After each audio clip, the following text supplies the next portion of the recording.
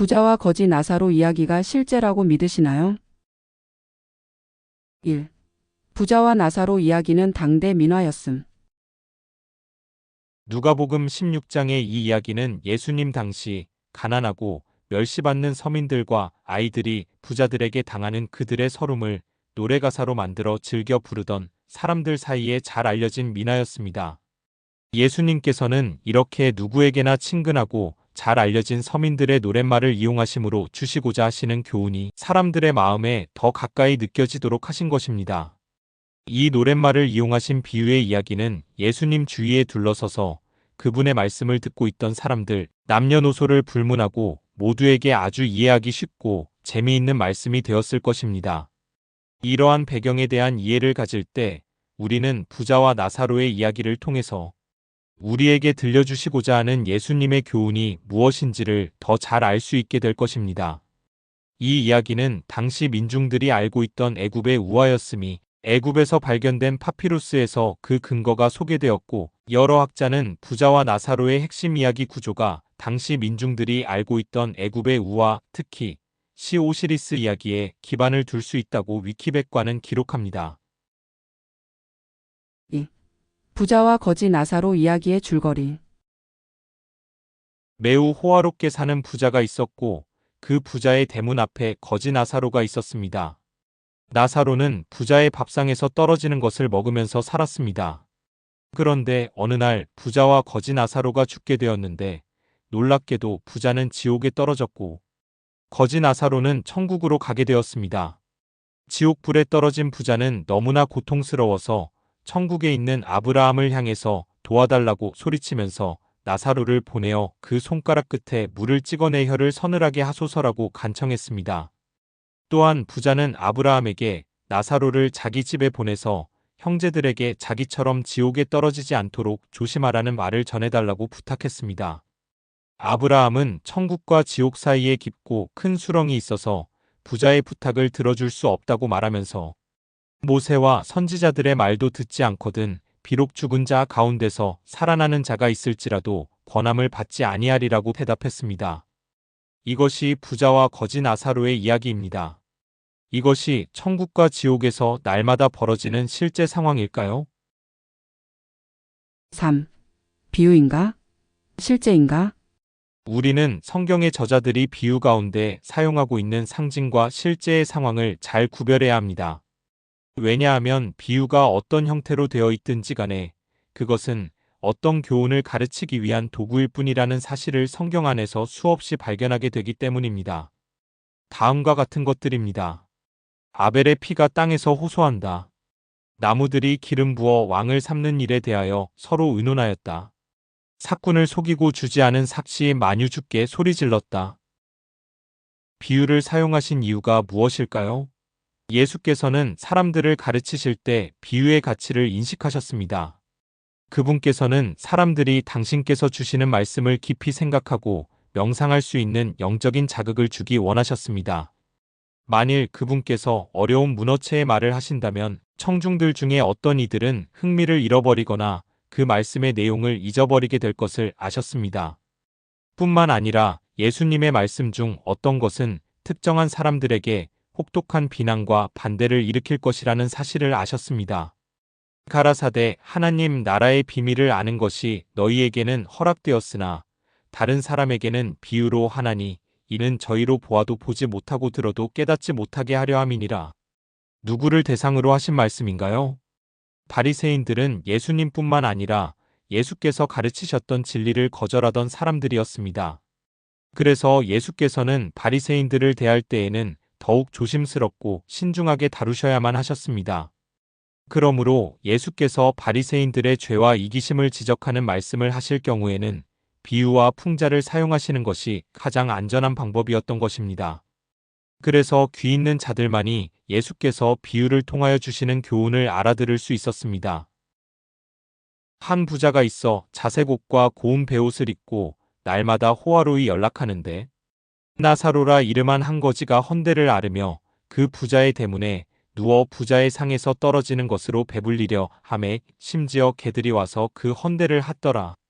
이 이야기 가운데 나타나 있는 부자는 누구인가요? 여기에 나오는 부자는 영적으로 유대인들을 상징합니다. 그 당시 유대인들은 인류에 대한 하나님의 구속 사업을 아는 지식으로 인해서 놀라운 축복을 받아왔던 사람들입니다. 그들은 양자됨과 영광과 언약들과 율법을 세우신 것과 예배와 약속들을 받았던 사람들입니다. 이 이야기의 뒷부분에 나오는 부자의 말처럼 유대인만이 아버지 아브라함이여라고 부를 수 있는 특권을 부여받은 선택된 민족이었습니다. 이와 반대로 나사로는 영적으로 가난한 모든 사람들, 즉 이스라엘 사람들이 받은 영적 유산을 나눠줘야 했던 이방인들을 상징합니다. 구약 시대의 이사야 선지자는 이스라엘 백성들이 가지고 있는 의무와 특권에 대해서 이렇게 기록했습니다. 내가 또 너로 이방의 빛을 삼아 나의 구원을 베풀어서 땅끝까지 이르게 하리라. 그럼에도 불구하고 유대인들은 그들의 영적인 부유함을 이방인들에게 나눠주는 대신에 이방인들을 마치 주인의 식탁에서 떨어지는 부스러기에도 만족하는 개들로 생각했습니다. 이러한 사실은 예수께서 가나안 여인의 믿음을 시험하실 때 사용하셨던 비유에서도 잘 나타납니다. 예수께서 말씀하시기를 자녀의 떡을 취하여 개들에게 던짐이 마땅치 아니하니라. 이에 여자가 대답하여 가로되 주여 옳소이다마는 개들도 제 주인의 상에서 떨어지는 부스러기를 먹나이다 하니. 4. 부자와 나사로의 이야기가 비유일 수밖에 없는 네 가지 이유. 첫 번째, 아브라함이 아직 하늘에 가지 못했음에도 불구하고 비유에는 아브라함이 하늘에 올라가 있는 것으로 묘사되어 있습니다. 두 번째, 천국에 들어가는 사람들이 다 아브라함의 품에 안겨 있을 수 없습니다.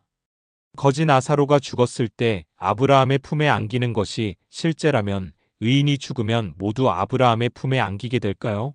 아브라함 한 사람 품에 어떻게 구원받은 수많은 의인들이 안길 수 있습니까? 이 말씀은 의인들이 천국에 가서 하나님의 품에 안기게 될 것에 대한 비유입니다. 세 번째, 천국과 지옥에 있는 사람들이 서로 마주보면서 대화를 나눌 수 있다면 어떻게 하늘에 있는 의인들이 지옥에서 불타고 있는 가족 친지들을 보면서 행복을 느낄 수 있겠습니까? 정말 그렇다면 천국은 천국이 될 수 없습니다. 만약 천국에 간 부모들이 지옥에서 불타는 자녀들을 매일 보고 대화하면서 살아야 한다면 그것이 천국이 될 수 있을까요? 날마다 천국에 있는 부모를 향해서 아버지 어머니, 저 너무나 뜨거워요. 목마르고 죽을 지경입니다. 제 혀에 물 한 방울이라도 떨어뜨려 주세요. 라고 소리친다면 천국에 있는 부모의 심정이 어떨까요? 지옥에서 고통스럽게 불타고 있는 자녀들을 보면서 영원히 사는 것이 정말 기쁨과 행복이 될 수 있을까요? 부자와 나사로 이야기는 비유입니다. 실제 상황이 아닙니다. 네 번째, 비유에 나오는 부자와 나사로가 모두 육체를 가지고 천국 또는 지옥에 간 것으로 묘사되어 있는데 그렇다면 부자와 나사로의 무덤 속에는 그들의 시체가 없다는 말이 됩니다. 죽으면 곧바로 천국과 지옥을 간다고 오늘날 많은 사람이 믿고 있는데 만일 이 이야기가 실제 장면이라면 사람이 죽는 순간 몸 전체, 즉 손가락과 혀와 갈증을 느끼는 몸을 가지고 천국과 지옥에 간다는 것이 됩니다. 사람이 죽으면 시체가 무덤 속에서 누워있는 것이 아니라 몸 전체가 천국과 지옥으로 가게 된다는 희한한 결론에 도달하게 됩니다. 그렇다면 죽은 자의 무덤은 주인을 잃어버린 채 비어 있어야만 합니다. 그러나 우리 모두는 시체가 천국이나 지옥으로 옮겨지지 않는다는 사실을 잘 압니다.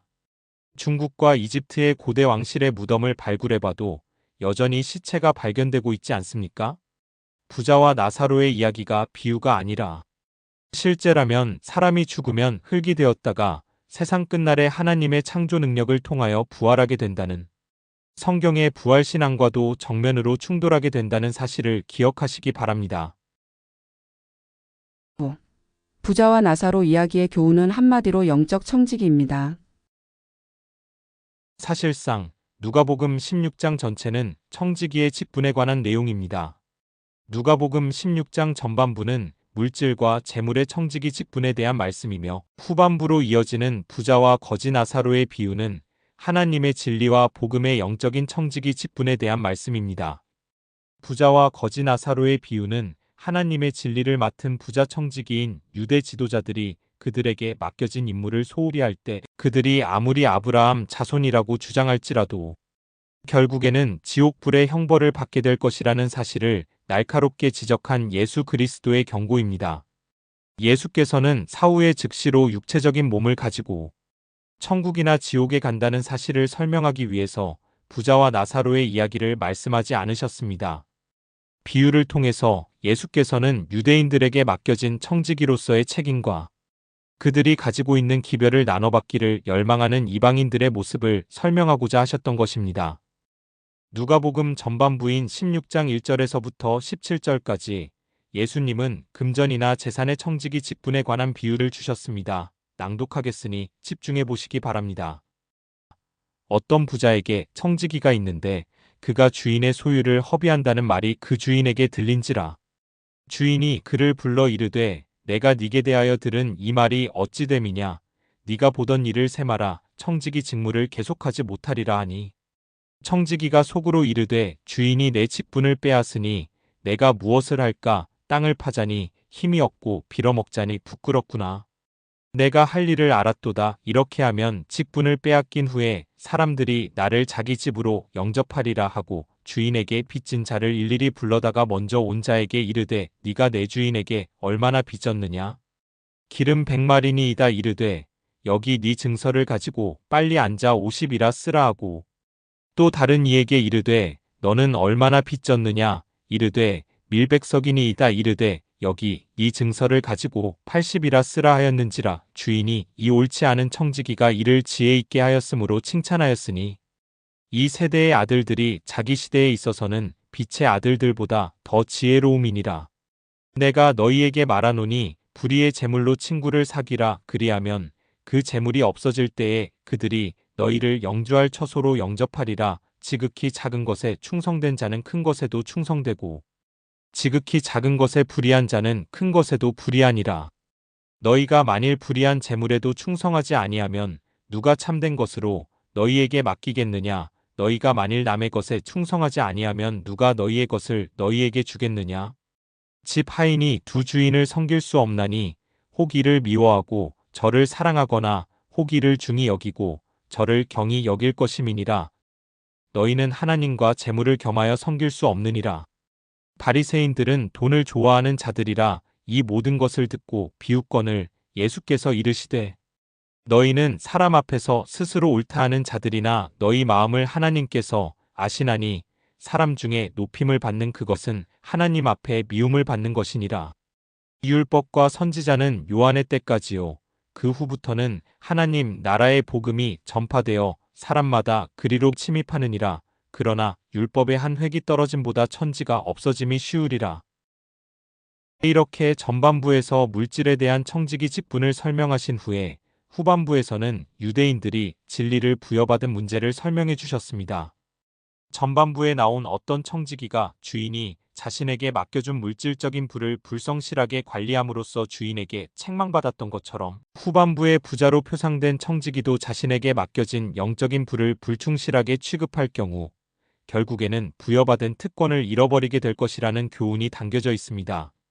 예수께서는 부자는 천국에 가고 가난한 자는 저주를 받아서 지옥에 간다는 당시의 잘못된 통념을 깨뜨리고 반대로 부자는 지옥에 갔고 가난한 나사로는 천국에 갔다는 예화를 말씀하셨는데 하나님의 진리를 맡은 부자 청지기인 유대 지도자들이 그들에게 맡겨진 임무와 사명을 그들이 얼마나 소홀히 여겼는지를 비유를 통해서 날카롭게 지적한 말씀이 부자와 나사로의 이야기입니다. 그러므로 지옥에 대한 잘못된 견해를 입증하기 위해서 부자와 나사로의 비유를 지옥과 천국의 실제적인 모습으로 설명하려고 노력하는 것은 예수께서 말씀하시고자 하는 의도와 초점에서 완전히 벗어나는 것입니다. 우리는 성경에 나오는 비유를 읽을 때 비유가 주는 교훈만 받고 비유에 사용된 이야기는 버려야 합니다. 토끼와 거북이의 이야기가 주는 교훈이 무엇입니까? 느린 거북이 같은 사람도 부지런하고 성실하면 성공할 수 있다는 것입니다. 그런데 토끼와 거북이 이야기를 실제로 받아들이면 어떻게 될까요? 그것 봐, 거북이가 토끼보다 빠르지. 거북이는 토끼보다 빠른 동물이야. 비유를 실제로 해석하고 받아들이면 이런 엉뚱한 결론을 내리게 됩니다. 예수께서 부자와 거지 나사로 비유를 말씀하셨을 때는 아직 지옥불이 없었을 때입니다. 예수께서 재림하시고 1000년이 지난 후 하늘에서 유황불이 내려올 텐데 그때 무덤에서 부활한 모든 악인들은 불태워져서 사라질 것입니다. 소돔과 고모라성을 태웠던 유황불에 의해서 악인들이 모두 태워져서 재가 될 것입니다. 그것이 지옥의 마지막 장면입니다. 천국과 지옥이 서로 마주보면서 영원히 존재하는 것이 아닙니다. 하나님께서는 사탄과 악한 천사들과 악인들 그리고 죄를 불로 태우고 정결케 하신 다음 지구를 새 하늘과 새 땅으로 창조하실 것입니다. 에덴 동산에서 잃어버렸던 낙원이 다시 회복될 것입니다. 성경은 지옥에 대해서 명백하게 설명하고 있습니다. 성경의 어느 곳에도 악인이 영원한 세대를 통해서 끊임없이 고통당할 것이라는 가르침이 없으며 오히려 악인들은 완전히 멸망될 것이라는 사실을 반복해서 말하고 있을 뿐입니다. 하나님의 성품을 가장 크게 왜곡시키는 사탄의 기만은 하나님께서 죄인을 영원히 불 속에서 고통당하게 한다는 지옥설입니다. 부자와 거지 나사로의 비유에 나타난 교훈처럼 우리는 우리에게 주어져 있는 구원의 기별과 영적인 유산을 다른 사람들에게 전하고 나눠주기 위해서 최선을 다하고 있나요? 만일 우리가 우리의 영적 부유함을 사장시킨다면 옛날의 유대인들처럼 우리는 스스로의 자만에 빠져서 결국에는 파멸에 이르게 될 것입니다.